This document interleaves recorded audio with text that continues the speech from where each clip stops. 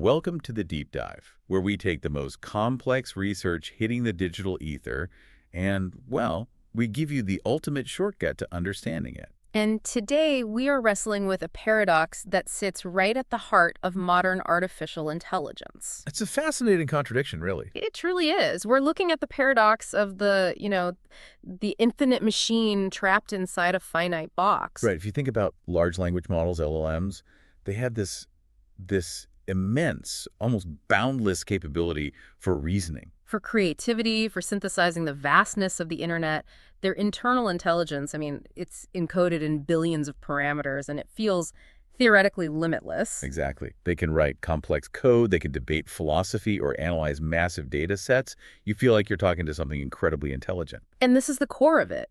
Their ability to handle a single, continuously evolving conversation, to simply remember everything you've told them in one session. That capacity is suddenly and brutally constrained. By physics. By pure physics. They hit what researchers call the memory wall. So the intelligence is unlimited, but the short-term memory is crippled. Let's unpack this a bit. We're talking about the memory wall, which is a very physical, non-negotiable limitation built right into the architecture. For you, our listeners, explain exactly where this wall is built. What is it made of? Well, the wall is built of discrete, expensive components. It's the standard key value, or KV cache. To retain a sequence of text, the context, the model, has to stack these memory tensors linearly. Linearly. So think of every word you input as demanding its own dedicated row in a spreadsheet. That's a great way to put it. And that structure grows exactly in proportion to the sequence length. And when we say in proportion to the sequence length, Yeah. in mathematical terms, that's called do and dollar growth. So just for you listening, that means if your conversation doubles in length, the memory required to store the context also doubles. And that linear scaling becomes prohibitive, almost instantly. It sounds like a terrible design. It forces a destructive zero-sum choice between amnesia and latency. To remember a long document, the model has to reserve prohibitive amounts of VRAM, that expensive high-speed GPU memory, just to keep those linear KV bricks stored. And when that expensive warehouse fills up, The system has to literally evict the oldest memories to make room for the new ones. It starts to forget the beginning of the conversation. this sounds fundamentally wrong for an intelligence, doesn't it? The system is trying to handle the flow of continuous thought the way one idea leads to the next, using discrete, saturating storage. Yes. It's like trying to record a majestic, flowing river using a series of static, expensive 4K snapshots, and when your hard drive fills up, you just delete the beginning of the journey. That discrete orthodoxy of static storage is the pathology. Our source material, this paper on Phonetic Trajectory Memory, PTM, is challenging. They argue that biological memory it doesn't work that way. And here's where the biological inspiration comes in, and this part is, I think, truly beautiful.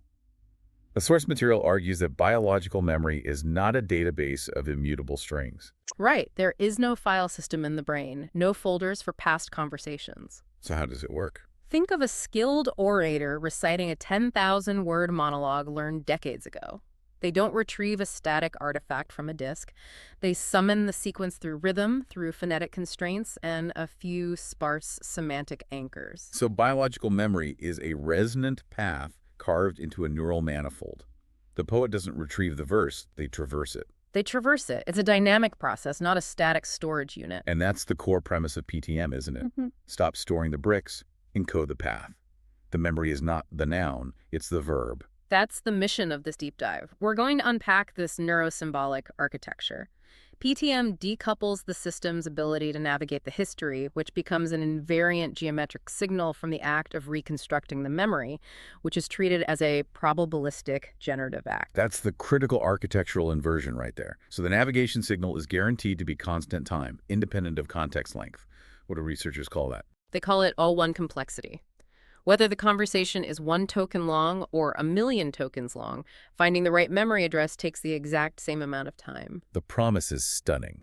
They claim to achieve a compression magnitude of greater than 3,000 times relative to dense caches and unlock immediate access that is independent of context depth. We are talking about all-one constant time access to effectively infinite context. This is fundamentally changing the physics of the LLM. Okay, let's start by detailing the landscape PTM is trying to fix. And that means we have to revisit this KV cache bottleneck. We need to be crystal clear about the physical constraint here. Sure. The mechanism is straightforward, but it's paralyzing for any scaled application. The KV cache stores the key and value tensors for every single token. And those tensors are essential, right? They're essential because they define the self-attention mechanism. Oh. It's how the current token looks back and relates to every single token that came before it. Since you have to store a tensor for token 1, token 2, all the way up to token n, the VRAM consumption just grows linearly. And because these tensors are massive, for you at home, think of them as huge, 4096 dimensional vectors of floating point numbers, the VRAM requirement scales violently. It's vicious. And even for modestly long contexts, it's a huge problem. So the memory cost is one issue. What's the other? The second is the time cost. There is the quadratic complexity of the prefill phase. The prefill phase. That's the step where the model first reads the context. It has to calculate attention across the entire ever-growing context. Even with optimizations, reading a 100,000-word document takes time that scales roughly with the square of the input length. It's a vicious constraint. Okay, so given that this aura problem is so well known, the field hasn't just sat still. Researchers have been desperately trying to bypass the memory wall. The paper calls them the 3 topological compromises. Let's critique their failures, starting with the first group, the expansionists. The expansionists. These are methods like flash attention or ring attention. And to be fair, they represent a phenomenal engineering victory. In what sense? They ruthlessly optimize the calculation of the attention matrix itself, stretching the context window to, maybe up to 1 million tokens. They achieve this by reorganizing the computation and distributing that massive KV cache across extensive GPU clusters. So they successfully engineered a much, much larger warehouse, and they optimized the logistics inside. Exactly. But they didn't question the necessity of the bricks themselves. And that's the core failure. They forestall the immediate symptoms, the out-of-memory error, but they don't cure the underlying pathology of linear storage. Memory consumption still scales with sequence length, even if they can handle a larger dollar. So they just postponed the inevitable explosion by building a bigger, more expensive bomb shelter. A perfect analogy. The architecture remains fundamentally bound by that linear growth law. Okay, let's move on to the second compromise, the externalists. This is the category everyone has heard of. Retrieval Augmented Generation, or ERAG. ERAG. This promises theoretical infinity because you're offloading memory to an external vector database. It does. RB offers infinite reach, but it comes at the cost of fragmentation and a real lack of continuity. How so? When the LLM needs information, ARGI acts as a highly effective librarian. It retrieves isolated shards, a relevant paragraph, a specific statistic based on a similarity search. So it finds the facts, but what does it lose in the process? The source material points out that ARGI severs the causal and rhythmic ligaments that bind a narrative together. Imagine reading a great novel, The plot and character development require continuity. Of course. ARGI retrieves knowledge without that continuity. You get the isolated data points, but you lose the momentum, the flow, and the subtle reasoning that led the LLM to process those facts in the first place. So if I ask the model, why did the main character change his mind on page 500? ARGI gives me the facts from page 500, but it struggles to traverse the 499 pages of logic and emotional context that drove that change. Precisely. ARGI is an open book lookup mechanism. It retrieves disjointed facts, fact A, fact C, fact F, but it loses the causal chain. It loses the A leads to B leads to C part. It's like consulting a reference manual during a complex discussion. It's helpful for facts, but it's terrible for preserving the structural coherence of a continuous line of reasoning. And another key point, RAG incurs search latency that grows as the database gets bigger. It's $N, which means it's not instant. The more you remember, the slower retrieval becomes. Which brings us to the third major compromise, the compressionists. This includes state space models, or SSMs, like Mamba. They tried to fix the architecture structurally by collapsing history into a state. Yes, and SSMs are a powerful architectural departure because they achieve that coveted constant time inference. They crush the entire history of the sequence into a fixed size hidden state. A fixed size state. They essentially model the sequence as a continuous signal and force it into a finite bottle. But fitting infinite complexity into a finite bottle, that sounds like a mandatory information loss. It is. The compression required to maintain stability in SSMs is often indistinguishable from erosion. To manage the infinite stream and prevent the system from exploding numerically, SSMs rely on learned decay rates. Decay rates, so they're designed to forget. They are architected for forgetting the distant past by design, creating what we call a leaky bucket. history fades exponentially. So while they solved the age-of memory problem, they introduce the fading signal problem. The sharp details are blurred into a vague average. That's the price. SSMs struggle notoriously with associative recall, retrieving specific high-frequency signals like an exact name mentioned 50,000 tokens ago. The needle in a haystack problem. That's it. They are optimized for processing rapid streams where the recent past is usually the most important information, but they are poor at solving that needle in a haystack problem for distant, precise memories.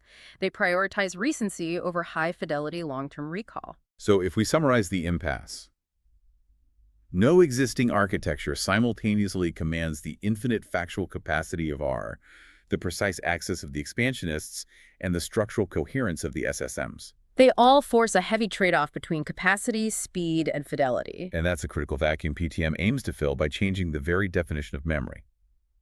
So PTM's proposal is radical because it fundamentally redefines how memory is structured.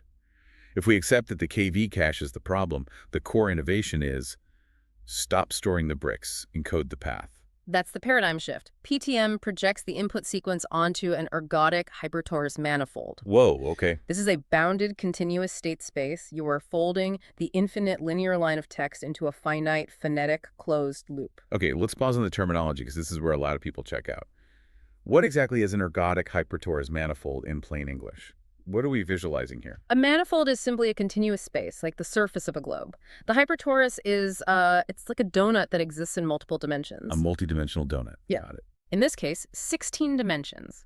And crucially, it's a bounded, contained shape. Ergodic means that when you start tracing a path on this surface, the path will eventually come arbitrarily close to every single point on that surface. But it will never repeat itself exactly. Exactly. So it's a finite contained space, but the trajectory carved within it is infinitely long and non-repeating. The path itself carries the memory. That's it. The text isn't stored as a fixed address. It's encoded as a unique, non-repeating vibration or displacement in this dynamical system. And because the container is fixed, 1 million tokens occupy the exact same memory footprint as a single sentence. Wait, say that again. The physical magnitude of the memory is completely decoupled from the length of the context. And that changes the game entirely, because it means the size of the conversation literally doesn't matter anymore for the required hardware. It fundamentally changes the cost function. And the PTM thesis is built on 4 fundamental inquiries that challenge the existing architectural rules. Okay, let's go through them. Let's tackle the first. The geometric proof. The challenge is, how can an infinite sequence be mapped to a finite bound without the paths eventually colliding? That seems impossible. If you draw infinitely on a finite piece of paper, you must eventually cross your old lines. Not if your drawing tool is designed using ergodic encoding and something called Weil's equidistribution theorem. The math proves that off of our memory fixed size, constant time is mathematically achievable. Yeah. The trajectory winds infinitely without overlapping. You avoid collision by constantly winding into the infinitesimal gaps between your previous lines. The paper is finite, but the gaps are infinite. That is a staggering theoretical guarantee. Okay, what's the second inquiry? The structural guarantee. Given that we saw the compressionists, the SSMs, fail by eroding specific details, how does PTM compress, say, 80% of the context yet avoid destroying long-range dependency? Right, how do you not lose everything? They look at language as being composed of 2 phases of matter. They use an entropy filter to bifurcate the input stream. They identify critical nodes, which they call semantic anchors, proper nouns, rare verbs, specific numbers, and they refuse compression for these elements. They protect the load-bearing pillars of the context. Precisely. These anchors are retained in a sparse symbolic cache, standard key-value pairs, ensuring lossless recall of critical facts. They act as transitive repeaters. They maintain long-range causality even when the intermediate material, the connective tissue, is compressed entirely. That's clever. Okay, number 3, the conservation of signal. We know standard models use contraction mappings to force forgetting. PTM argues memory stability doesn't require decay. How? PTM uses a unitary manifold. The system is based on rotation, not scaling. The state evolves via a rotation matrix that has a determinant of exactly 1. Why is that important? A determinant of 1. Because it leads to norm preservation. Which means the signal energy, the loudness of the memory is strictly conserved. It doesn't fade with time. Exactly. The memory of the first token in a 100,000 token document is physically present with the same geometric fidelity as the last. It's not a faded echo. It's a present coordinate on the manifold. This fundamentally separates them from that leaky bucket design of state space models. And that leads directly to the final inquiry, the thermodynamic inversion. If we have infinite capacity, why doesn't retrieval slow down? Because memory is a signal processing problem now, not a storage problem. By eliminating the quadratic cost of the prefill phase, that painful process of reading the whole document to set up the attention matrix, they achieve sub-50 millisecond latency. They successfully decouple the required speed of processing from the physical weight of the memory. The speed of processing remains fixed, no matter how heavy the memory gets. Let's get a little more technical about the geometry. The state space is defined as a 16-dimensional hypertorus. T.HOUICHIME nuller. Why that specific topology and dimension? The topology offers two critical structural advantages. First, compactness. The volume of the hypertorus is finite, V Mach-Onais. Because the space is inherently bounded, the state vector is always strictly contained. And that prevents it from blowing up numerically. Yes, it eliminates the mathematical necessity for complex, stability-preserving operations like normalization layers within the recurrence. The math itself handles stability. It's a naturally contained space. It can't explode, so what's the second advantage? Metric isometry. They need a ruler that works on this wrapped, circular surface. They use the Lie distance, or toroidal distance. This metric accounts for the wrapping boundary, ensuring that local phonetic clustering is preserved. Meaning? It means that two words that sound very similar will still cluster tightly together on the manifold, even if they happen to sit near the boundary where the space wraps around. The global shape is complex, but locally the sound relationships are faithfully preserved. So we have the container, the T.HOUICHIME hypertorus, but the key to infinity is the movement within it. If memory is a path, that path must be truly infinite. But any fixed-size system introduces the risk of cycle aliasing. Aliasing, yes. Which means the trajectory repeats and new information overwrites the past. And that would be the mathematical return of the memory wall. PTM completely avoids this using the irrational clock mechanism. The system uses a position operator governed by rotation matrices. But the key is that the angular frequencies, omega blahs, are chosen specifically based on the square root of prime numbers. Wait, the mega propto square root of primes? That sounds really specific. Why that? What's the magic there? That choice allows them to invoke Kronecker's theorem. The theorem guarantees that the trajectory forms a dense orbit on the torus. The path does not loop. It winds infinitely without ever repeating a coordinate or enforcing a limit. It is an open spiral that constantly fills in the gaps. Let's use the analogy from the source material because this is the breakthrough idea. Contrast a rational rotation with an irrational rotation. Okay. Visualize a clock face or a perfect geometric shape. A rational rotation, if the angle is, say, perfect 45 degrees, will eventually collapse the trajectory into a stagnant, closed loop. Like an octagon. Exactly like an octagon. You will hit that fixed point and start overwriting history. That is the hard memory wall, just in mathematical form. But the irrational rotation, using the square root of a prime number, creates this open, living spiral. It's an open spiral that densely fills the manifold without ever strictly repeating a coordinate. The trajectory maintains strictly unique positional representations as time, $t, approaches infinity. They've transformed the memory limit from a physical constraint into a purely mathematical one. And they have a proof for this. They even proved the strong unicity theorem, which confirms that two distinct input sequences will always result in different manifold coordinates, provided the rotation angle is irrational. This is the essence of the unitary evolution law, PTM's structural rejection of historical decay. If standard models must forget to remain stable, PTM says we can conserve everything. They flip the thermodynamic law. Standard RNNs and SSMs use a contraction mapping, a scaling factor less than 1, which forces forgetting but ensures numerical stability. And PTM uses a unitary evolution strategy, where the determinant of the rotation matrix is 1. Correct. So the memory's loudness is conserved, but how does that prevent collision again? If I rotate infinitely, won't I eventually land on the same spot, even if the rotation is slightly irrational? You won't land on the exact spot. The history is never overwritten. It is merely interleaved into the infinite gaps of that irrational lattice. Think of it like a perfectly engineered, frictionless clock. Time doesn't degrade, and the history is conserved in the dynamic state. But we have to address the real-world limitation here. Numerical stability in silicon. We don't have perfect math on a computer.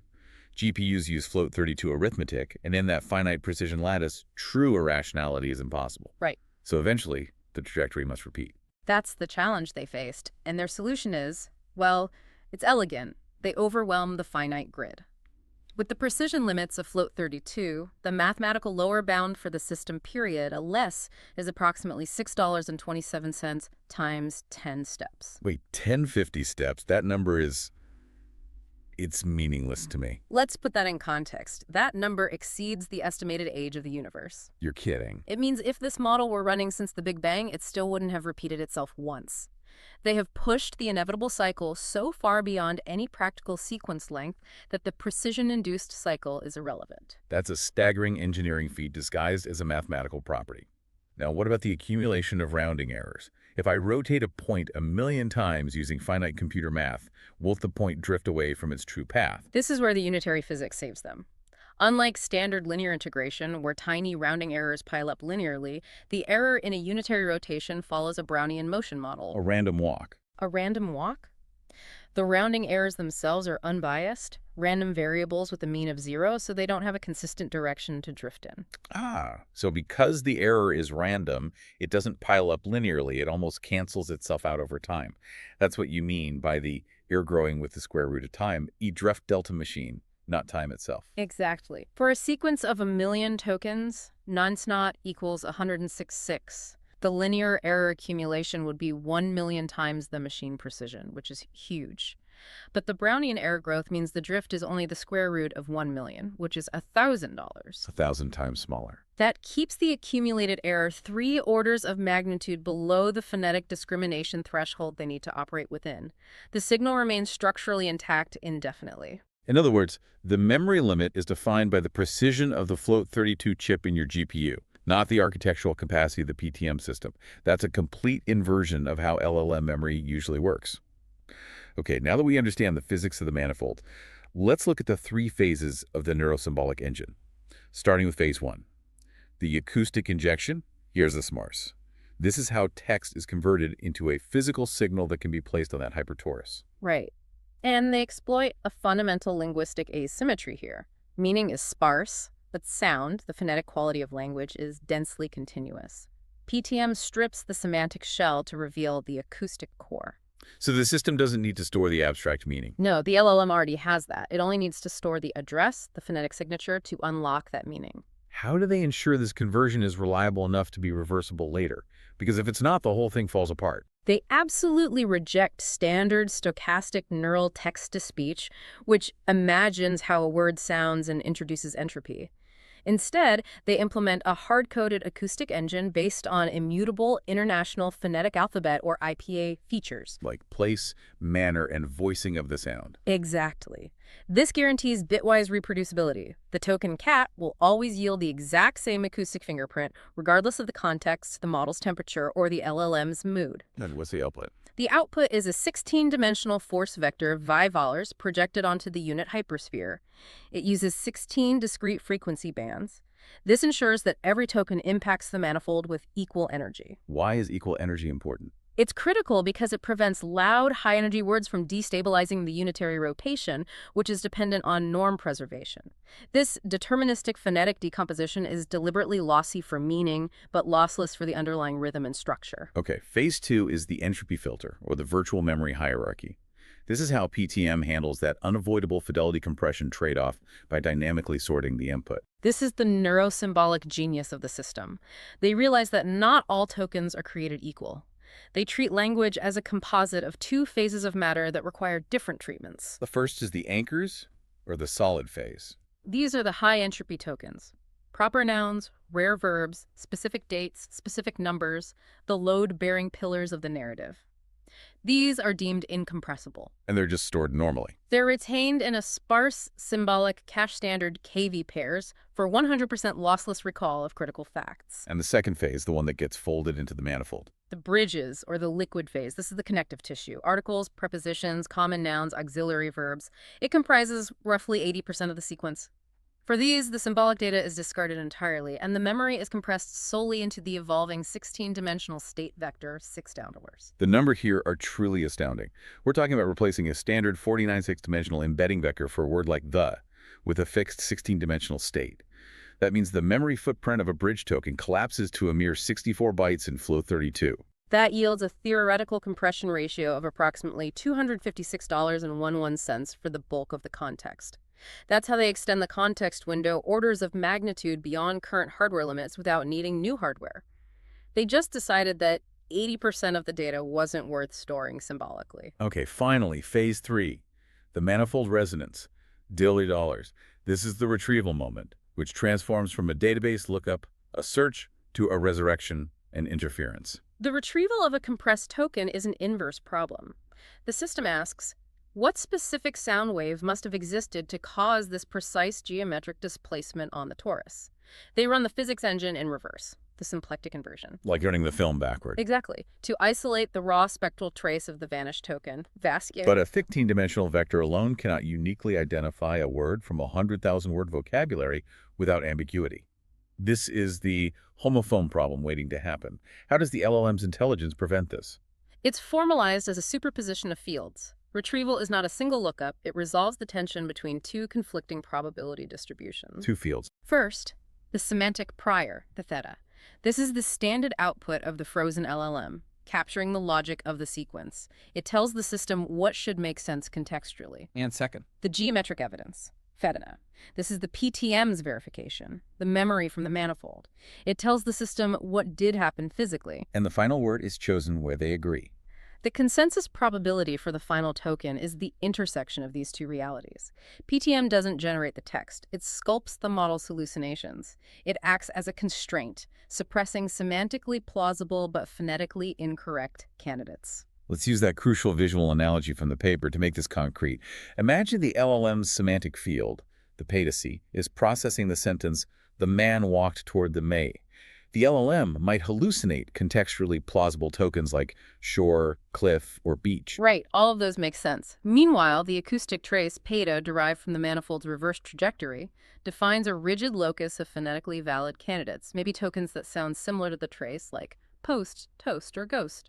So you have two different lists of possibilities. And the collapse occurs only at the unique topological point where these two fields intersect. If the true word was coast, the semantic prior isolates the coastal region, and the acoustic trace validates the oast sound, allowing coast to emerge from the noise. While suppressing the plausible beach, which has the wrong sound, and the phonetically valid toast, which has the wrong meaning. It must satisfy both the brain and the ear simultaneously. The theory is compelling, but the proof is in the hardware. The source material makes a point of noting that this efficiency was demonstrated on commodity hardware, an Intel Core i7 with 16 GB VRAM and a GPT-2 media model. And that's important. It emphasizes that infinite context is a mathematical property, not a privilege reserved for massive data centers. So how did they test it? What was the structure? They structured the investigation to validate PTM's governing physical law, the law of conservation.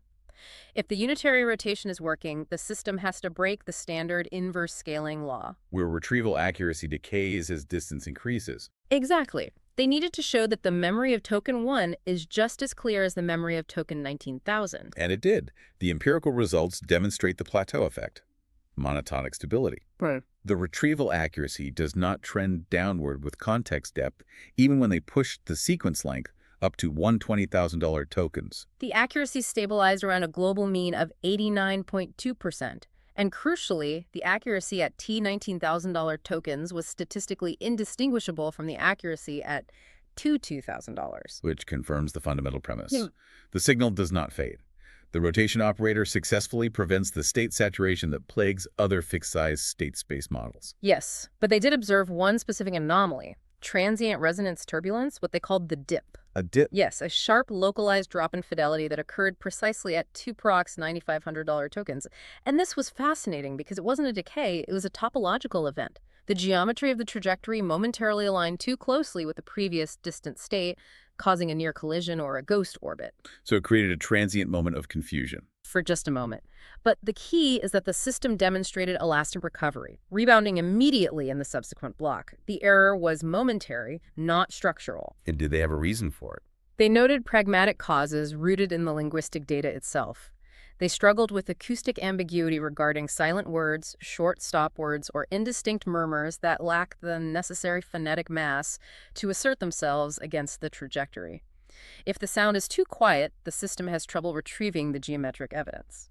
Okay, to truly isolate the raw carrying capacity of the manifold, they ran the ultimate stress test, zero anchor ablation. They called this the blind walk. This was a crucial experiment. They removed 100% of the sparse symbolic cache zero anchors retained. They forced the model to reconstruct the narrative purely from the 16-dimensional phonetic trace. So just the sound. Just the sound. A 0.0211 millibert signal versus a 6444 millibert baseline dense cache. They achieved a net compression of greater than 3,000 times dollar. That is insane. And what was the resulting fidelity? Even with 100% KV cache removal, the system retained 83.58% accuracy. Wait, 83% accuracy with basically no memory? That's wild. It's structurally significant. It proves the manifold is an active semantic-bearing substrate. It preserves the acoustic gist, the rhythm, and the sound of the history without any explicit symbolic storage. And the errors were not random noise, which is what you would expect from a standard model hallucinating with no memory. They were specific phonetic mistakes. Exactly. They were systematic errors they termed phonetic mutations or orthographic agnosia. They preserved the sound but lost the spelling and sometimes the specific meaning. For example, the word kings was retrieved as zinc. Zinc. Preserving the velar nasal sound, no words became whoa words, preserving the rhyme and acoustic contour. High entropy names like Lord Carnarvon collapsed into acoustically similar phrases like roll the ba. So the trajectory preserved the sound of history, but lacked the resolution to distinguish between acoustical identical entities when the symbolic anchor wasn't there to provide the specific definition. Perfect summation.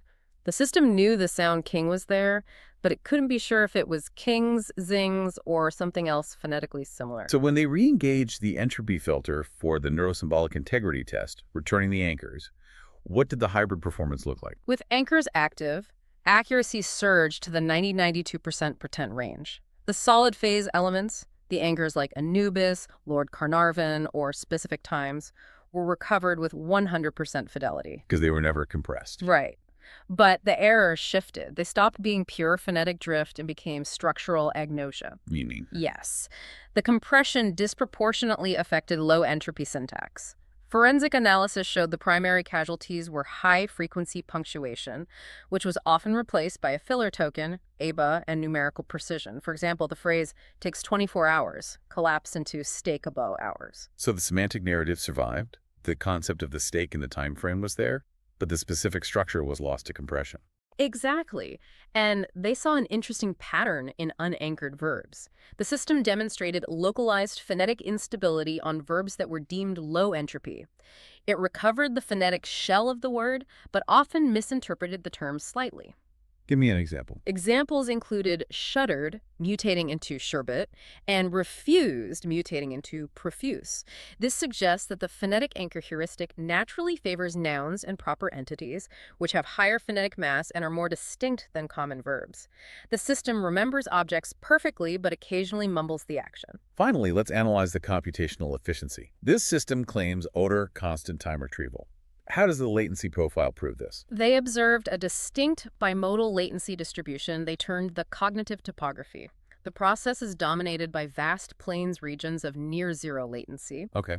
This is where the system retrieves solid anchors via direct odor tensor lookup. It's lightning fast. And these plains are punctuated by mountains. The mountains are latency spikes corresponding to just-in-time reconstruction events, where the resonance engine must invoke the LLM to assist the fluid manifold in unscrambling the trace. The computational cost is strictly demand-driven. Compute is only spent when reconstructing a compressed gap. What's the algorithmic vanishing point for the core PTM operations themselves? How much do they cost? They are essentially free. The core PTM operations memory encode at $6.88 level microseconds and decode at $14.11 microseconds are computationally invisible. The complex high-dimensional rotations introduce negligible asymptotic overhead. So the physics of memory is effectively free compared to the neural network inference step. Yes, and when they optimize the system using standard hardware acceleration, they compress those mountain peaks by 2 orders of magnitude, dropping the worst-case reconstruction cost to a mean of 35.66 milliseconds. Which is well within the standard interactive threshold of less than $5 milliseconds. Right. PTM achieves strictly A-long retrieval complexity, setting it apart from all-long context transformers. Speed is no longer dependent on the size of history. This leads us naturally to the critical analysis. Every architectural gain comes with a trade-off, and PTM explicitly defines its trade-offs. Let's start by reinforcing the philosophical difference PTM establishes against RAG, search versus state. RAG is an open book lookup. It retrieves fragmented facts based on surface similarity. It is excellent at data points, but it is fundamentally discontinuous. It finds A, C, F. Right. PTM, by maintaining the continuous state vector segregable, preserves the integral of the entire trajectory. It retrieves not just the data point, but the flow, the momentum, and the reasoning that led to it. PTM is retrieving the causal chain. It is. RAG is data retrieval. PTM is cognitive momentum. And the distinction against state space models' decay versus rotation is equally critical for its identity. SSMs use learned decay rates, creating that leaky bucket where history fades exponentially. PTM uses the unitary rotation strategy, which is optimized for conservation. Signal energy is conserved, preventing dissipation. So it's a fundamental architectural choice about the nature of history. Exactly. If history is mostly structure you need to preserve, PTM is designed to maintain it infinitely. If history is mostly noise you need to clear out, an SSM might be preferable. Now we have to address the most significant linguistic challenge, the homophone problem. If memory relies on phonetic encoding, how does the system distinguish between bank, river, and bank, money? Isn't the manifold inherently lossy? The critique is valid, but it makes the mistake of assuming the manifold operates in isolation.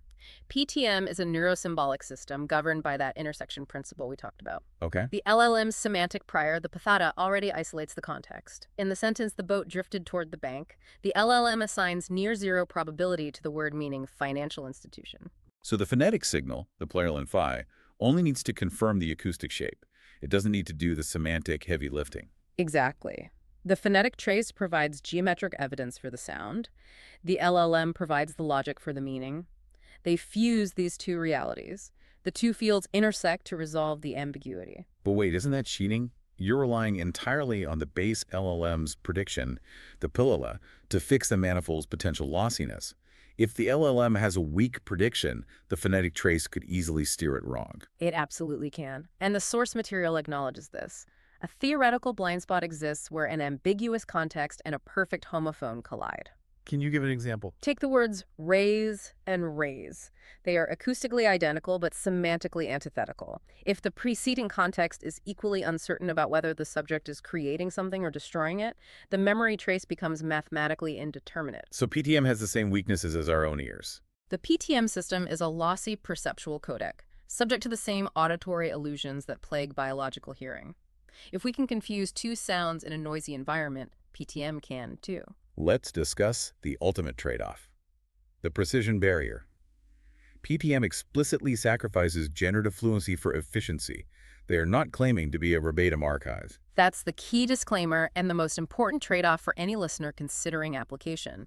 The system can be a phonetic parrot, occasionally retrieving a phonetically valid but grammatically incoherent word like refused, becoming profuse if the acoustic force is too dominant and the LLM's semantic prior is weak. This fundamentally means PTM is primarily a cognitive engine for massive-scale synthesis, but it hits a wall in precision-critical domains. Like legal contracts, medical prescriptions, or specific financial data. In those high-stakes environments, validity is binary. A phonetically close reconstruction of a dosage unit or a statutory citation is a catastrophic failure, not a compression artifact. PTM captures the spirit of the law, the intent of the legal argument. But due to that structural agnosia, it may mumble the specific statutory citation, the letter of the law.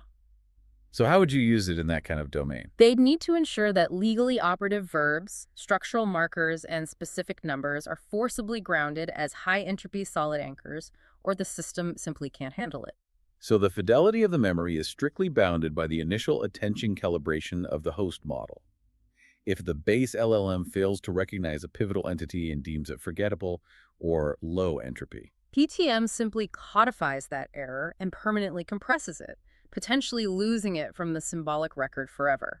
It cannot remember what the LLM itself deemed forgettable in the first place. So the PTM architecture is brittle to the quality of the base model's initial attention mechanism. It's a fantastic memory, but it doesn't challenge the initial decision of what's important. What PTM presents is a fundamental inversion of LLM design. They successfully demonstrated that the cost of long context reasoning is not an immutable physical law, but merely the consequence of an architectural choice. The choice to treat memory as static storage. Right. PTM successfully traded a storage problem for a signal processing problem. They have proven that infinite context does not require infinite silicon. It requires treating memory not as passive data to be warehoused, but as a reconstructive process acting on a conserved, undying physical signal. And the efficiency analysis shows that the memory overhead becomes asymptotically negligible. They've essentially demonetized the cost of context access. But the price of this infinity is the acceptance of a non-zero floor of phonetic error, the occasional mumbled verb, the structural agnosia in punctuation in exchange for an infinite ceiling of accessible history and guaranteed all constant time access. Which aligns perfectly with how biological memory functions, Our memory blurs the exact wording of a past conversation while preserving the emotional and factual truth. PTM prioritizes the conservation of meaning over the conservation of syntax. The conclusion here is profound, and it brings us back to that initial paradox. The limit of long context AI is no longer defined by how much it can hold physically. It's defined by how effectively it can resonate within its own architecture. It suggests the future path to better, truly infinite context, AI, lies not in scaling up the brain, not in building a bigger KV warehouse, but in sharpening the ear. We have to start scaling memory and start scaling perception and acoustic fidelity. The next leap forward may be less about building a better data structure and more about perfecting the physics of the echo.